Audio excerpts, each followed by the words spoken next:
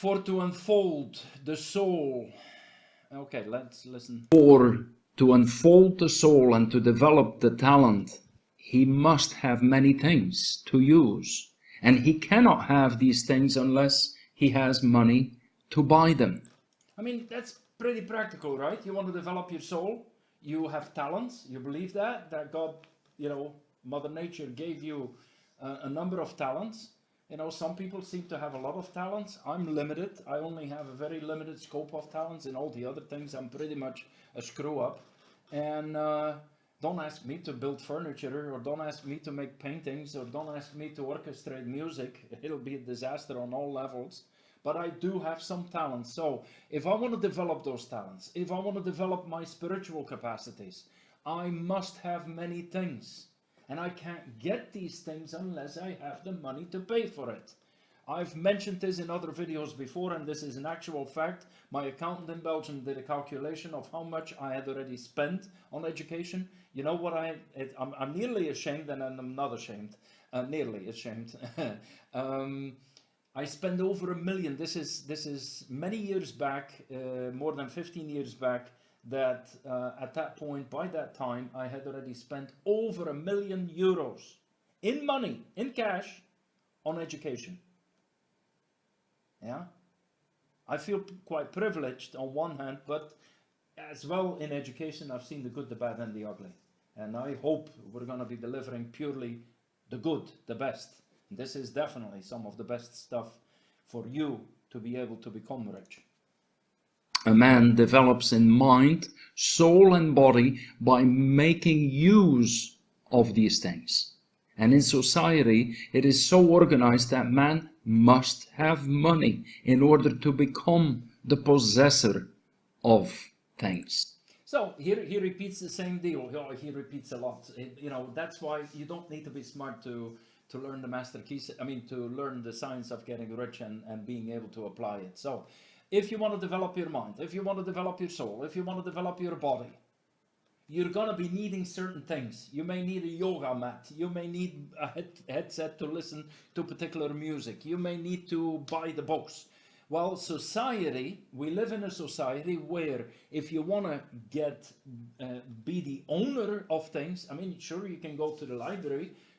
Then you're the temporary user, allowed user of the books, but it's nicer to be able to buy the books and actually be able to take them home and scribble and scrabble and highlight in it, anyways, to have these things. You need money to pay for it. Therefore, the basis of all advancement for man must be the science of getting rich. That's quite a statement. All advancement of man is based on making sure, it's the core sort of element. Don't tell me I cannot afford this program. You'll be able to study the classes, and by the time you have studied it, you'll be able to afford our programs, including the $24,000 master key system that we have, which is the Lexus of education. If you really want to become a top performer in creation, construction, manifesting, in bringing things into reality. The object of all life is development, okay? The object of all life is development, and everything that lives has an inalienable right to all the development that it's capable of attaining. So, objective of life is development. It's learning things. It's to get better at things. It's developing your skills, developing your talents, put them to good use for mankind. So, we have an undisputable right for the development of our capacities, our talents. Man's right to live means his right to be free and unrestricted use of all the things which may be necessary to his fullest mental, spiritual, and physical unfoldment. Or in other words, his right to be rich. So, just to be clear, this is not, you know, the communistic or liberal approach that says, oh, everything needs to be for free. Healthcare needs to be for free. Education needs to be for free. Heck, everybody owes everything to us. No, that is not what he's saying. He says the man's right to live means to life, means he has the right to have free and unrestricted use. He needs to create that. If you own a book, then you have free unrestricted use of that book, which may be the necessary for, again, mental, spiritual, physical unfoldment. So you have the right to be rich. In this book, I shall not speak of riches in a figurative way. To be really rich does not mean to be satisfied or contented with a little. No man ought to be satisfied with a little if he is capable of using and enjoying more. Would you agree with that? Don't settle for a little. Don't be bashful. Don't be hesitant. Write it down on paper. Get a notebook. This is the most valuable piece. You know, do what a student does. He goes to school and he gets an empty notebook. Make sure you don't write on loose pieces of paper. And in that book, you are going to write, I got them all over the place on different subjects. And you specify how much money, in what currency, where deposited, in which reserves, what kind of a cash flow, what kind of money would you like to make on the money, etc., etc. Anyways, become specific. Okay. The purpose of nature is the advancement and unfoldment of life. So this is not a sick desire for you to want to become rich. It's actually your highest and noblest goal, because you're fulfilling the purpose that is naturally in you. Because in nature there is the purpose that everything must make advancement, everything must make progress. You can't go backward. I mean, you can't stand still. You're either going to go forward or you're going to go backward. Every man should have all that he can contribute to the power, elegance, beauty, and richness of life. To be content with less is sinful. That's a powerful statement, isn't it? If you're content, oh, I just want just enough to get around. Please don't do that don't do that to yourself, unless that is really, really what you want. Every month having to scrape and not know if you're going to have enough. Don't do that to yourself. Ask for more than enough. Abundance, that's the definition of abundance. More than enough. And when you have abundance, you can bring in the power, the elegance, the beauty, the richness, everything that is needed so that you can fully unfold. Don't you think you have the right to be as magnificent as God intended you to be? I hope you're getting it. The turbo cycler is a little more important than just a silly program with which you're gonna play jukebox, and out of a candy machine you're gonna get a chewing gum. You know, this is you, your future, your life, your mind, your talents, your capacity, your God-given rights. That's what we're talking about right here. I get passionate about this. Thank you for this wonderful Sunday. The man who owns all he wants for the living of the life he is capable of living is rich. Wow, what a beautiful statement, huh? The man who owns all he wants for the living of all of life he is capable of living, that's a rich man. How is that for a definition? When you own all the things that you want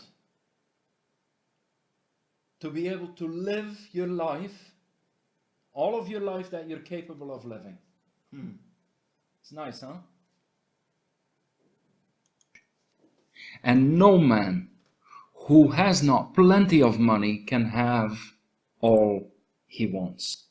Yeah, we need plenty of money to have all these things, right? And you deserve it. You deserve it. You deserve it. Yeah?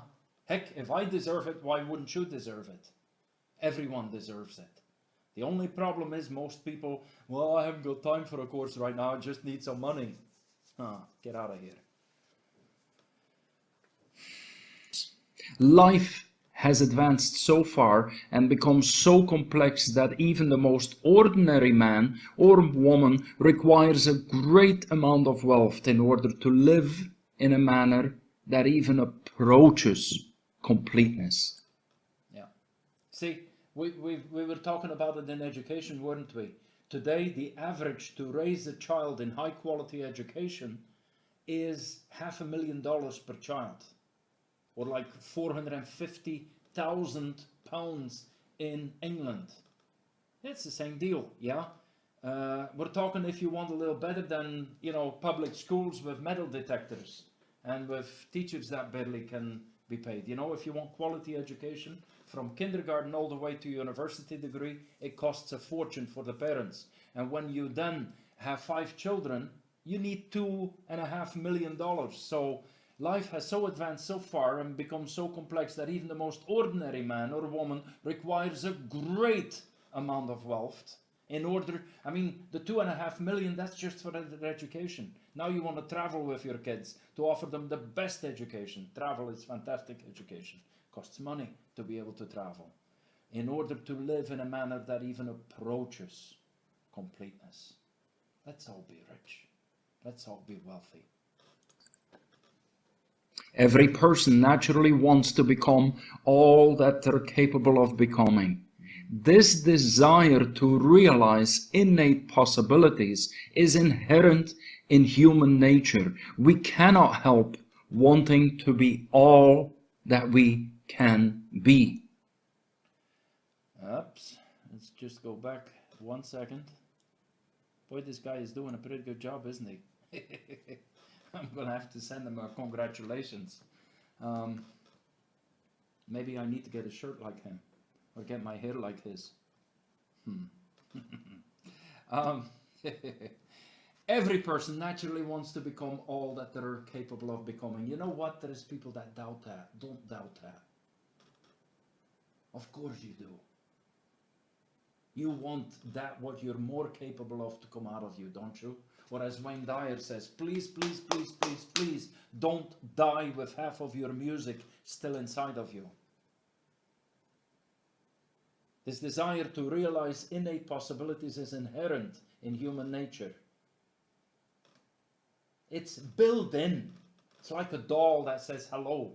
You press its belly button and boom, it says hello. Well, we have a desire to bring in, to develop all of our abilities. That's built in. Yeah? Blame the architect if you don't like it. We cannot help wanting to be all that we can be. You know, and we shouldn't. Be. Success in life is becoming what you want to be. You can become what you want to be only by making use of things. And you can have the free use of things only as you become rich enough to buy them. It's beautiful, right? You want to become everything you need to become, you're going to need certain things. Naturally, you're only going to have free use of these things, or unlimited is really what he means, unlimited use of these things, unless you have enough money, you're rich enough to be able to buy them.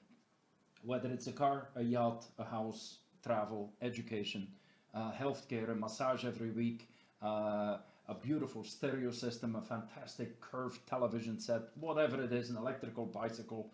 You know, acquire the things when become rich enough that you can acquire the things that you want to use and have. To understand the science of getting rich is therefore the most essential of all knowledge. That's quite the statement, right? Knowing how to get rich, it's, if you look at a pyramid, it's the tip of the pyramid, it's the tip of the iceberg. That's what you want to get, is you want to know the know-how how to get rich, because it's the most essential knowledge, which if you're rich enough, you can acquire all the other knowledges. There is nothing wrong with wanting to get rich. Wow, it's so important you hear that. There is nothing wrong in wanting to be rich.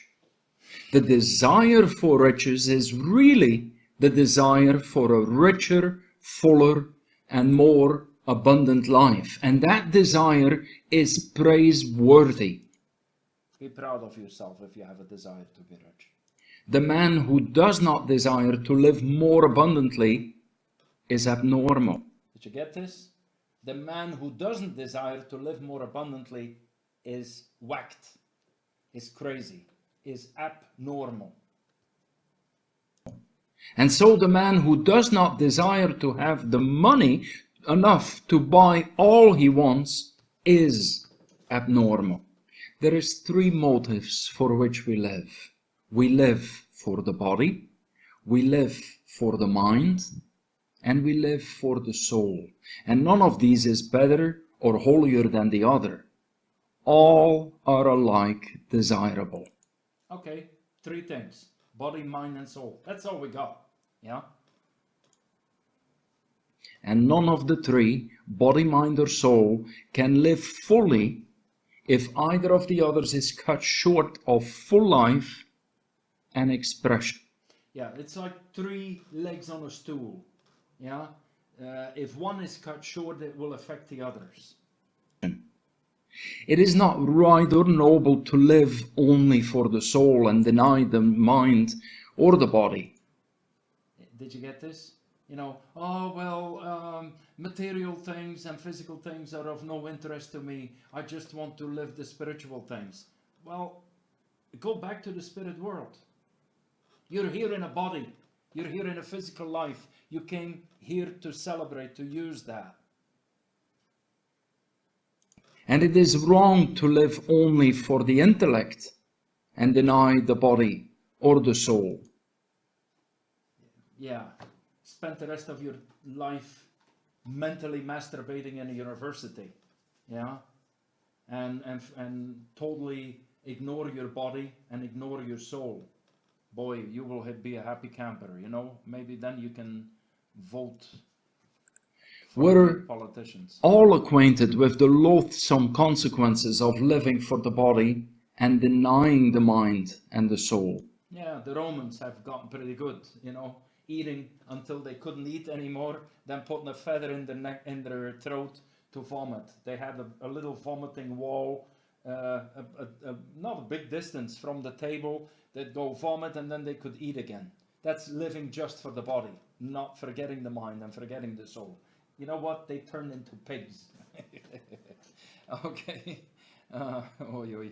Thanks goodness that now all the Romans will be insulted. And we see that real life means the complete expression of all that man can give forth through body, mind, and soul. Real life, full expression. Would you agree with that? Play your music to the fullest that you can. Whatever he can say, no man can be really happy or satisfied unless his body is living fully in every function, and unless the same is true of his mind and his soul. I mean, if we got software in our computer, we want to use it, right? So, really happy, really satisfied, we need to use the full potential of our body, we need to use the full function of our mind, we need to use the full function of our soul. Kind of makes sense, doesn't it? I mean, is there anything you've heard so far that you go, oh my God, that is incomprehensible, is so theoretical, I don't know why he's saying this. It all makes sense, doesn't it? It all sort of clicks to a, yeah, I get it. It really makes sense. Wherever there is unexpressed possibility or function not performed, there is unsatisfied desire. See, that's what we need to come to recognize in ourselves. If we have unsatisfied desires, it's the result of unexpressed possibilities or certain functions that we could have and we're not performing them.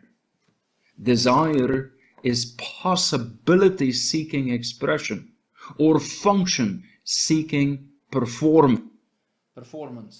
It's been said, if you can desire it, it means you're already equipped to acquire it. I'm going to repeat that. If you can desire it, genuinely desire it, not, a helicopter, yeah, I want one of those. That's not desire. But if you can, every time, I mean, when a helicopter comes over here, I have to go outside and I have to see it. I love the noise. I was so happy the first time I flew in a helicopter, I began crying. You know, when you desire it, It means it's a possibility-seeking expression. It means you're fully capable of, you know, I don't want to be a helicopter pilot, but I'd love to be flown frequently in helicopters. How is that for a desire? Yeah, it's function-seeking performance. Man cannot live fully in body without good food, comfortable clothing, and a warm shelter, and without the freedom from excessive toil. Rest and recreation are also necessary to his physical life. You agree with that, right? Roof over your head, food, you need rest, you know, all of that, that's important for your body, right? He cannot live fully in mind without books and time to study them, without the opportunity to travel and do observation, and without intellectual companionship. So here is, you know, we're making a tremendous step forward with the VIP team being an online university. We're able to bring these things. I mean, you're sitting in your living room, right? Or maybe one of our friends right now, he's sitting on a boat and he's following the webinar. How is that? Somebody else may be out in the mountains. Maybe you're in a hotel room. Maybe you're going to watch this video in the middle of the night when the kids are asleep. You know, you're a mother who doesn't want to hand the kids to strangers. You want to raise your own kids. Well, now we can get that information into, if you essentially have a phone, you automatically have a university in your hands. That's the beauty of you know, so please come to use this education. And then if you come passionate about and grateful and aware of the value that you have in that education that we're providing to you, then automatically you don't want to keep it a secret. You're going to want to pass it on to others, and you'll be rewarded for it. Rewarded because you're going to see other people make progress, and you're going to be rewarded financially for passing it on. companionship. To live fully in mind, he must have. Yeah, by the way, wouldn't you love it, hanging out with people who all want to make progress? Believe me, they're much more fun than these guys who want to go on the streets throwing rocks in the windows and you know, screaming, I want to blow up the White House, that stupid bitch, Madonna. You know, I mean, come on, how stupid can you be? I want to blow up the White House. Yeah. I think she's got her brain in another part of her body, to be honest. You know, so instead, hanging out with people who want to bring out the full potential, yeah, a relationship. The mind must have intellectual recreations. Have intellectual recreations. He must surround himself with all the objects of art and beauty he is capable of using and appreciating. To live fully in soul, man must have love. And love is denied expression by poverty. That's a pretty steep statement. It's a strong statement, you know. To fully live in the soul, to live a spiritual life, man must have love. Would you agree with that? That makes sense, right? But love is denied expression if we're living in poverty. He's going to explain that. In other words, even if you have the love, if you want to express your love to your loved ones, your children, your parents, your brothers, your sisters, your neighbors, the people of the congregation or group that you're with, you know, the people you care for, if you are in poverty, you're not going to be able to fully express yourself to them. Man's highest happiness is found in the bestowal of benefits on those he loves.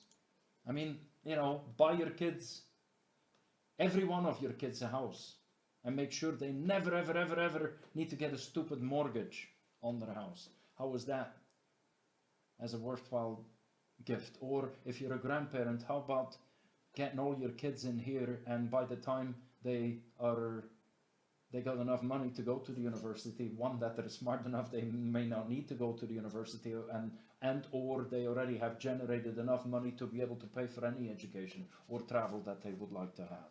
That's what you could do as a parent or as a grandparent. And love finds its most natural and spontaneous expression in giving. The man who has nothing to give cannot fill his place as a husband or father, as a citizen, or as a man. It's tough, huh? I mean, it's sad. A person who has nothing to give, who's so poor, who cannot fill, has nothing to give, automatically cannot fill his place, cannot be fulfilled as a husband, cannot fully express himself as a husband or a father. You know, more relationships break up because of poverty. Do you know that? Yeah. As a citizen, I want to see what the government is going to give to me. No, how about if you are willing and capable to contribute to your country? So, it's a duty, being rich. It is in the use of material things that a man finds full life for his body, develops his mind, and unfolds his soul. It is therefore of supreme importance to him that he should be rich. You know, he's repeating it over and over again. The chapter is almost done. That for your mind, your body, and your soul, which are the three gifts that you're given by the universe, to develop them, you need certain things. It's therefore of supreme importance. Supreme, divine, high, universal, really important.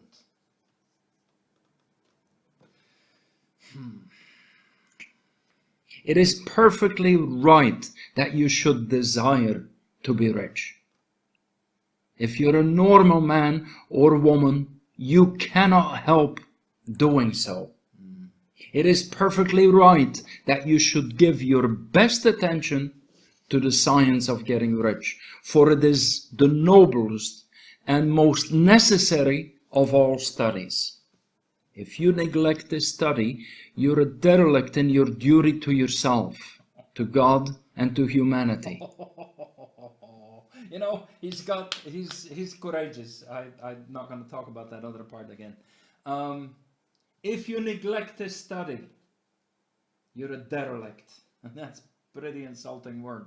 You're a fool. You're not fulfilling your duty to yourself, to God, and to humanity. No nobleness in poverty, is there?